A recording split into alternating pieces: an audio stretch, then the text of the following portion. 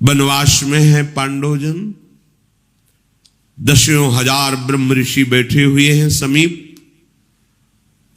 महर्षि मार्कंडेय जी उपदेश कर रहे हैं महाराज युधिष्ठिर को। जो गृहस्थ में है और पुत्रहीन है उसका जीवन व्यर्थ है, मार्कंडेय जी कह रहे हैं। गृहस्थ धर्म की सार्थकता है कन्या हो या पुत्र हो, संतान होना चाहिए। यदि नहीं तो फिर वैराग्य भावना लेकर के दोनों भजन करो, संस्कार लो, गृहस्थ धर्म का त्याग करके वानप्रस्थ या संन्यास वैष्णव जो भी भावना बने भगवत मार्ग का अनुसरण करो, काम बन जाएगा। यदि गृहस्थ में हो और संतान नहीं है तो यहां आदेश करते वृथा जन्मानि चत्वारि वृथा दानानि षोडश। वृथा जन्म अपुत्रस्य ये च धर्म बहिष्कृताः, उसका जीवन धिक्कार बेकार जिसके गृहस्थ धर्म में संतान न हो। संतान का तात्पर्य केवल बेटा ही नहीं, बेटा और बेटी दोनों समान हैं।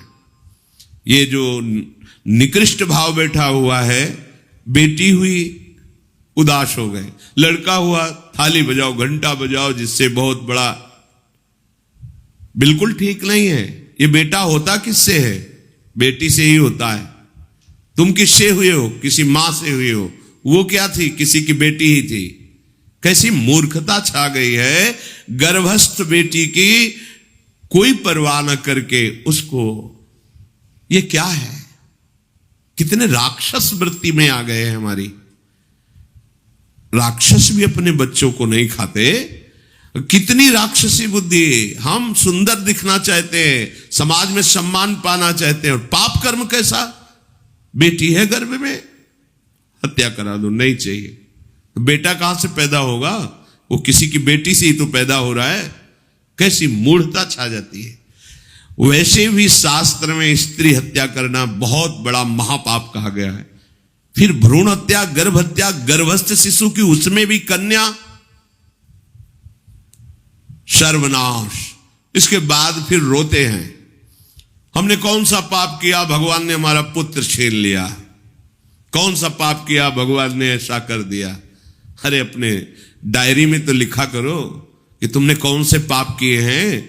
फिर जब परिणाम आवे तो सोचोगे तो लगेगा बहुत हल्के में निपाट रहे हैं भगवान, हमें तो बहुत कष्ट मिलना चाहिए।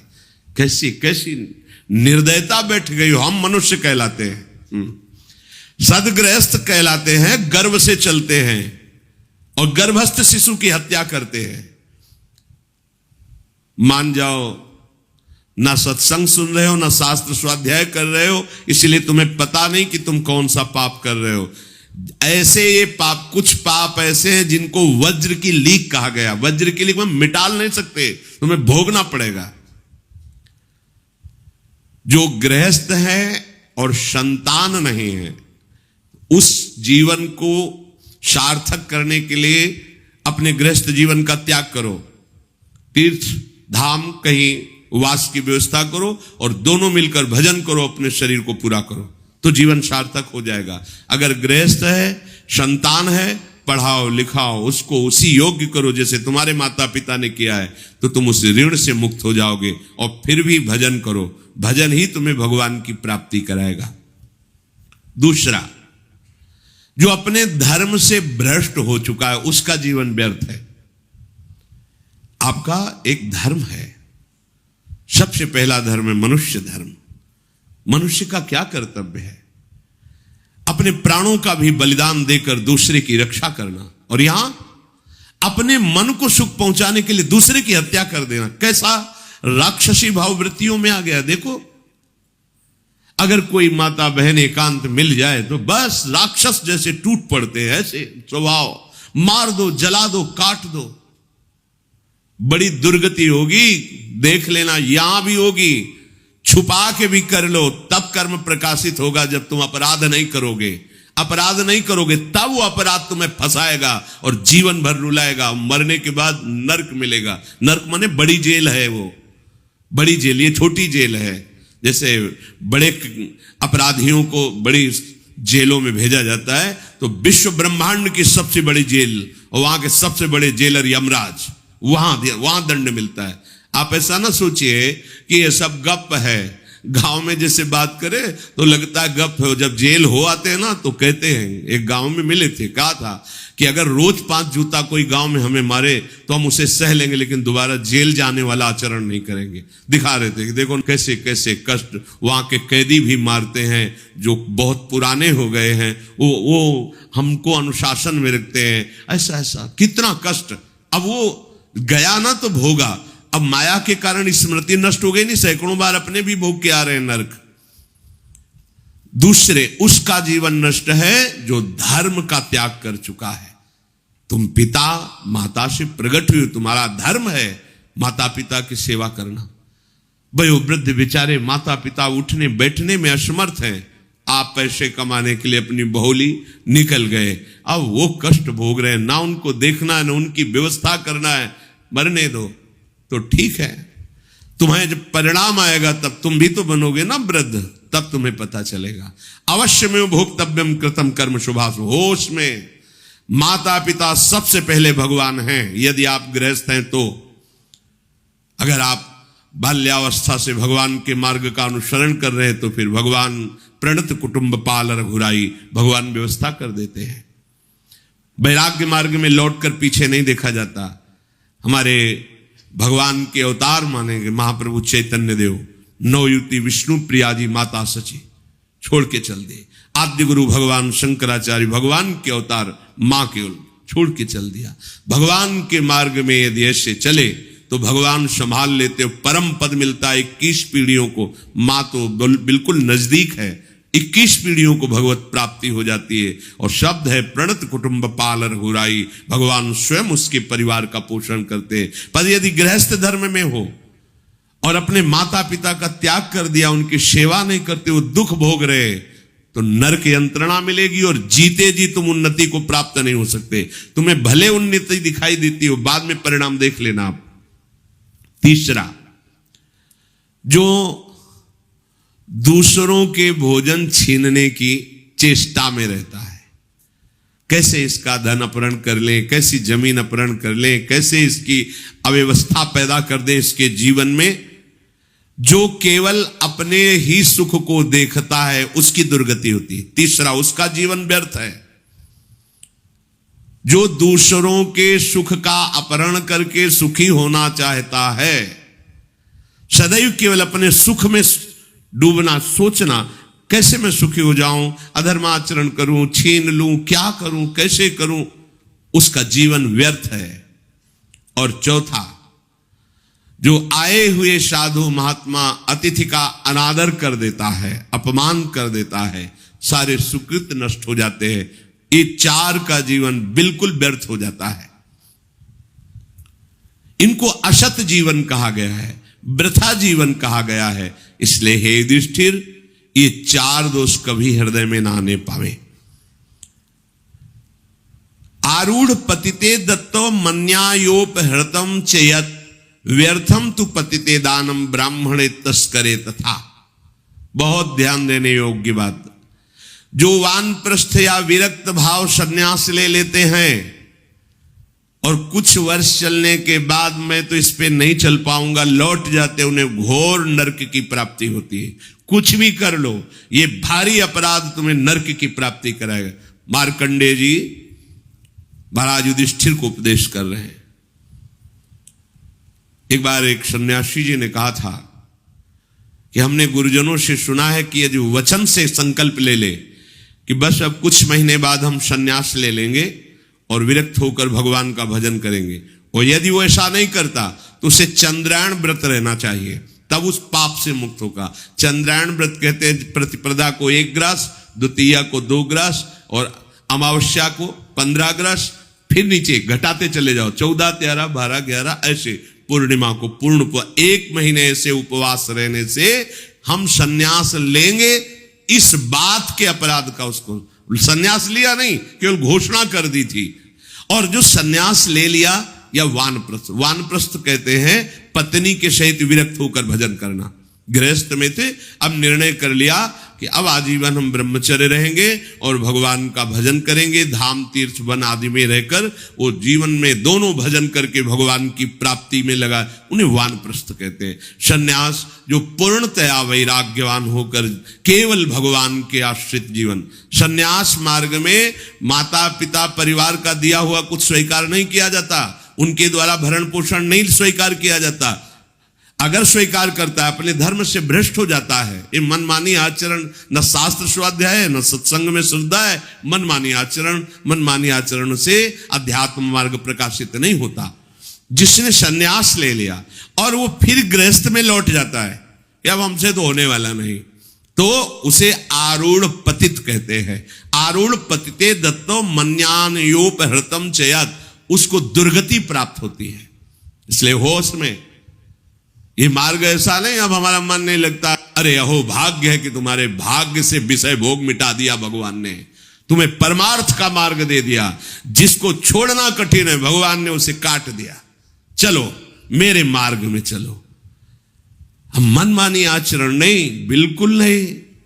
यहां शास्त्र आदेश करता है, ऐसे नहीं होना चाहिए कि 4 दिन हुए कपड़ा उतार दिया, कपड़े बदल लिए, 5वें दिन फिर उसी पोशाक में। तो जानते हो इससे क्या होगा? जीवन भर कुछ कर लो, दुर्गति प्राप्त होगी। तस्मात् शास्त्रम प्रमाणम ते कार्य, ये कानून है। कानून में फंस गए तो सजा निश्चित होगी। ये भागवतिक कानून जैसे एक राजकीय कानून है, तो ये भागवतिक त्रिभुवन का कानून है। त्रिभुवन में कहीं यही कानून काम करेगा। अलग अलग देश का कानून है, लेकिन ये त्रिभुवन का कानून है, विश्व का कानून है, ये भगवदी कानून है। अगर इसमें फंस गए तो निकलना मुश्किल हो जाएगा। बहुत शास्त्र के अनुसार चलो। तो जो वानप्रस्थ या सन्यास लेकर के पुनः गृहस्थ धर्म से युक्त हो जाता है, उसकी दुर्गति निश्चित हो जाती है। आप तुम वो कर ही नहीं पाओगे। जैसे कहते हैं अब मंत्र ले लिया, आप क्या जाने की जरूरत है? मंत्र प्रकाशित ही नहीं होगा, जप ही नहीं पाओगे। लिख के देख लो, ये शब्द लिख लो, मंत्र नहीं प्रकाशित होगा, जप ही नहीं पाओगे। खिलवाड़ है परमार्थ चलना। एक एक अक्षर में अगर त्रुटि हो जाती है तो छाती जलेगी। कैसे गलती कैसे होगी? एक अक्षर भी अगर शास्त्र सम्मत इष्ट प्रेरित है, हृदय शीतल रहेगा, परमार्थ प्रकाशित रहेगा। ये मार्ग है। अब कौन शास्त्र स्वाध्याय करता है? कहां में सत्य चर्चा सुनने को मिलती है? भगवत कृपा है जो सुनने को मिल रही, इसको हृदय में धारण करो। जो जीवन हमें भगवान ने दिया है ये निंदनीय जीवन नहीं है, ये रोने वाला जीवन नहीं कि हाय हमें दूल्हा नहीं मिला, दुल्हन नहीं मिली, हाँ संसार के भोग नहीं मिले, परिवार बड़ी कृपा हुई जिस दलदल से हम नहीं निकल सकते थे, नहीं निकल पाए अनंत जन्मों से, आज हमारी लाडली ने फूल जैसा मुझे अलग कर दिया। ये गृह कारज नाना जंजाला, तेति दुर्गम शैल विशाला, ये शर्म आवत अति कठिनाई, राम कृपा बिनुआई न जाई। भगवान ने तुम पर कृपा की, तुम्हें नाचना चाहिए कि रोना चाहिए? विषयों को देख देख कर जलते हो, भोगने की लालसा रखते हो। कैसा जीवन? व्यर्थ जीवन। बिल्कुल नहीं। सावधान, तुम्हारा जीवन भगवान के लिए, तुम्हारे भाग्य में श्री जी लिख दी गई। आह, हमें नाचना चाहिए। हमारे भाग्य को बदलकर प्रभु ने अपना चरणारविंद, अपना धाम, अपना नाम, अपनी सेवा दे दी। धिक्कार है अगर ऐसे होने पर भी ललचाए और उस मार्ग की तरफ जाए जहां से श्री जी ने निकाल लिया है। तो जो वानप्रस्थ या संन्यास धर्म स्वीकार करके पुनः गृहस्थ धर्म का आश्रय ले लेता है, उसकी नारकी गति होती, दुर्गति होती है। और जो पापाचरण करके, अन्याय से, अधर्म से छीन झपट करके धन और सोचता है उसमें कुछ दान कर देंगे। जैसे किसी ने प्रश्न किया था ब्लैक और व्हाइट, कि अब हम तो ब्लैक और व्हाइट का मतलब काला और सफेद समझते हैं, तो काला धन का मतलब होता होगा अधर्माचरण या जो राजकीय विभाग से पास ना हो, उसे ही काला धन कहते होंगे। तो काला धन काला ही रहता है, कोई व्हाइट नहीं कर सकता उसे। जमा कर लो, एक समय आएगा कि ट्रक में लद के सब चला जाएगा, तुम भी लद के चले जाओगे। अगर वो समय ना आया तो यमराज के दूत तुम्हें ले जाएंगे, सब यही पड़ा रहेगा। होश में चलो। दान किसे कहते हैं? खूब मेहनत करो, धर्म से कमाओ, फिर उससे एक रोटी की व्यवस्था किसी की भी कर दो, उसे शतदान कहते हैं। लाखों बेईमानी से कमाए अधर्म आचरण से दूसरों को चूस चूस के ऐसा दुख दे कर फिर सोचा कि लाख में 10,000 दे देते हैं, व्हाइट हो जाएगा। व्हाइट नहीं हो जाएगा, ये और तुम्हारे ऊपर आक्रमण कराएगा, क्योंकि जिनको दे रहे हो उनकी भी बुद्धि तो भ्रष्ट होगी, तो तुम्हारा धर्म बनाना, हाँ व्हाइट नहीं होगा, फाइट होगी। अब मार पिटाई शुरू करवाएगा, वो ऐसे आचरण करवाएगा, जहां जाएगा वहां खोपड़ी फोड़ेगा, उसका परिणाम जब आपके आएगा तो आपकी खोपड़ी फूटेगी। व्हाइट तो तब हो सकता है जब व्हाइट चलो। व्हाइट का तात्पर्य होता प्रकाश, श्वेत, ये लक्षण सतोगुण का। सात्विक भाव से चलो, मेहनत की कमाई से, पसीना चुहा के खूब मेहनत किया और फिर किसी को दिया, तुम्हारा परिवार उन्नतिशील रहेगा, तुम्हें लोक परलोक में सुख प्राप्त होगा। अन्याय से कमाए हुए धन का दान पतित कर देता है, पतित कर देता है। अब इसमें एक उपाय है, मुझे पता नहीं था, प्रमादवश मेरे से गलती हो गई, कभी जीवन में गलती नहीं करूंगा, अब सुधार के लिए करो, हो जाएगा। मुझे पता नहीं था, मैंने कभी सुना ही नहीं था, बस यही था कि धन प्राप्त करूं, धन प्राप्त करूं, और गलती हो गई। अब मुझे पता चला कि मैंने गलत किया है, तो आप अब लो नशानी, अब ना नशे करो, गौ सेवा, संत सेवा, ठाकुर सेवा, गलती आगे से नहीं करूंगा। ये एक सूत्र बहुत बढ़िया, अब लो नशानी अब ना नशे, ये सबको पावन कर देता है, सब कुछ पावन कर देता है। पर ये ऐसा नहीं कि हम 100 कमा रहे हैं बेईमानी से तो 10 देते रहेंगे तो 90 व्हाइट होते रहेंगे, ऐसा कदापि कहीं नहीं लिखा। ये शास्त्र है, तस्मात् शास्त्रम प्रमाणन्ते। कई बार लोग प्रश्न करते हैं इस विषय का, ध्यान से सुन लो। अन्याय से कमाया हुआ धन अगर उसे हम दान भी करते हैं तो वो पतित ही करेगा, गिराएगा ही, किसी काम का नहीं है। आगे वर्णन कर रहे हैं कि धर्म से कमाया हुआ दान अगर ऐसे को दोगे तो वो भी व्यर्थ हो जाएगा। कैसा? मिथ्यावादी, पापाचरण करने वाला, झूठ बोलता है, पापाचरण करता है, और आप उसे दान कर रहे हैं, बाद में वो पाप करेगा तो उसका फल आपको मिलेगा। उसके पाप के बढ़ावे में आप साझेदार हुए, आपका जो दान था उसके पाप में बढ़ावा देगा, आपको उसको साझेदारी का फल भोगना पड़ेगा। कृतज्ञ, जो दूसरे के किए हुए को उपकार को नहीं मानता, अभिमानी और मदिरा पान करने वाला, अब आपसे पैसा लिया, शराब पिया, गंदे आचरण किए, आप उसके हिस्सेदारी बने। ऐसा थोड़ी दान की कोई मांग रहा है दे दो, बहुत पात्र और अपात्रता का निर्णय करके दिया जाता है। ऐसे नहीं कि मांग रहा है तो देना ही पड़ेगा, नहीं, हमें अधिकार समझ में आवे कि हमारे द्वारा दिए हुए धन का सदुपयोग हो रहा है, वहां पात्र देख करके धन आदि का दान किया जाता है। जो पतित हो चुका है, जो अधर्म व्यवसायी है, जो तमोगुण से आवृत रहते हैं और अंदर क्रोध भरा रहता है, अहंकार पूर्वक दान करते हैं, मेरा सम्मान हो, ऐसे का दान ही नहीं स्वीकार करना चाहिए। ऐसे का दिया हुआ दान व्यर्थ हो जाता है, उसे निश्चित अन्य योनियों में जाके कष्ट भोगना पड़ता है। तामसी अहंकारी दान करने वाला परिणाम में दुख ही भोगता है। मैंने दिया, ये मैंने बनवाया, ये मैंने किया, ये तमोगुण का लक्षण अहंकार है। श्रेष्ठ मंत्रवेत्ता, सतमार्ग में चलने वालों को दैन्य होकर छुपा कर दान देना, ये उत्तम लोगों की प्राप्ति कराने वाला है। देखना है, धर्म से चलता है, हम जो धन देंगे उसका धर्म में प्रयोग होगा। मंत्रवेत्ता है, निरंतर मंत्र का अनुष्ठान करता रहता, पावर है। अगर हमारा धन ऐसी जगह गया तो हमारे पापों का नाश करके उत्तम लोगों की प्राप्ति कराएगा। हे युधिष्ठिर, अब तुम क्या जानना चाहते हो? तो वो जो 4 वर्ण है, क्या सभी को दान ग्रहण करना चाहिए या किसी विशेष धर्म पालन करने वाले को ही दान देना चाहिए? इस विषय में मैं जानना चाहता हूं।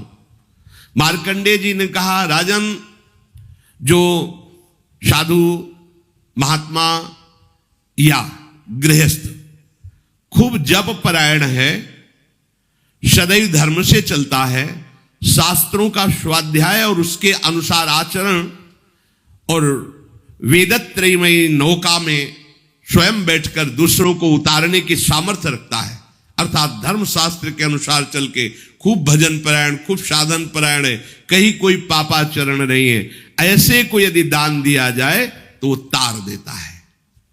ये दान उसको जितने भी अपराध उन सबसे तार देता है। पर दान देने का अधिकार पात्र को देखकर, ऐसा नहीं कि किसी को भी कहीं भी, हाँ हम केवल यश सुनने के लिए वाहवाही सुनने, वो सब व्यर्थ चला जाता है। हे युधिष्ठिर, जो साधुओं को संतुष्ट करता है उस पर सारे देवता अपने आप संतुष्ट रहते हैं। साधुओं के वचन ही आशीर्वाद हैं, वही लोक परलोक का सुधार कर देते हैं। बस उनको उनके वचनों के अनुसार अपना जीवन बना के देखो, अपने आप लाभ मिल जाएगा। संतों को संतुष्ट करने से, संतुष्टता संतों को बाह्य पदार्थों से उतनी नहीं होती जितनी अपनी आज्ञा पालन करने से। आज्ञा पे चल रहे हो, हृदय शीतल हो गया, लोक परलोक सब सुधर गया तुम्हारा। यही परलोक सकल सुख पावत, मेरी शोभैया कृष्ण गुण संचु। संपूर्ण शास्त्रों का ज्ञाता हो, संपूर्ण धर्म के रहस्य को जानता हो और स्वयं अपने उद्धार करने में समर्थ हो, ऐसे को दान दिया जाए तो शक्तिशाली होता है, तो वो दान तुम्हारा उद्धार कर देगा, तुम्हारा कल्याण कर देगा। हे कुंती नंदन, यदि साधु को भोजन कराया जाए तो साक्षात भगवान और अग्निदेव संतुष्ट हो जाते हैं। वे उतना यज्ञ या होम से संतुष्ट नहीं होते जितना साधु वैष्णव के मुख से भगवान संतुष्ट होते हैं। चंदन पुष्प चढ़ाने से उतना संतुष्ट नहीं होते जितना साधुओं की सेवा से संतुष्ट होते हैं। इसलिए तुम सभी उपायों से उन अतिथि साधुओं का सेवा करने का प्रयास करो। जो आए हुए संत वैष्णव अतिथि के चरण धोने के लिए जल अर्पित करता है, उनके पैर, उनके चरण धोता है, जहां वो वास करते हैं उजाले के लिए दीपक की व्यवस्था करता है, उनके उदर पोषण के लिए अन्न की व्यवस्था करता है या वास की व्यवस्था करता है, उसे कभी यमराज देख भी नहीं सकते। वो निश्चित भगवत कृपा को प्राप्त होता है। जो भगवान के श्री विग्रह की सेवा करता है, उनमें पुष्प अर्पित करता है, बाद में चढ़ाए हुए पुष्पों को उतारता है, साधु वैष्णवों को पवाता है, उनकी जूठन साफ करता है, चंदन माला पुष्प आदि से उनकी सेवा करता है, उनके चरण स्पर्श करता है, तो करोड़ों गौदान से भी अधिक महत्व रखता है ऐसा सेवादान। हे युधिष्ठिर, जो भक्तों की वास व्यवस्था वसुंधराम तु यो दद्याद्युजाय विदुरात्मने दातारम हनुगच्छन्ति सर्वे कामाभिवांछिताः। जो भक्त वैष्णव मंत्रवेत्ता नाम जप करने वाले धर्म पे चलने वाले हैं, उनको जो भूमि दान करता है, वास की व्यवस्था करता है, वो अपनी कामनाओं को पूर्ण करने में समर्थ हो जाता है। मनोवांछित भोग उसे स्वतः प्राप्त होते हैं।